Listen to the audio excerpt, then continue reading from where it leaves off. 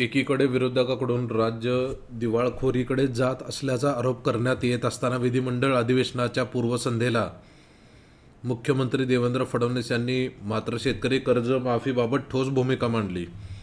राज्याला परवडणारे असो किंवा नसो, सरकार शेतकरी कर्जमाफी करणारच असे त्यांनी स्पष्ट केले.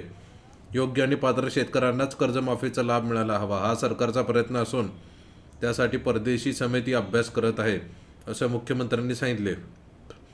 चहापानानंतर मुख्यमंत्र्यांच्या रामगिरी या शासकीय निवासस्थानी मुख्यमंत्र्यांनी सरकारची ही भूमिका मांडली. राज्य दिवाळखोरीकडे जात असल्याची विरोधक टीका करत आहेत. प्रत्यक्षात त्यांना राज्याला तसे दाखवण्याची घाई झाली आहे. राज्याची आर्थिक स्थिती ओढाताणीची आहे, मात्र दिवाळखोरीची कुठलीही स्थिती नाही.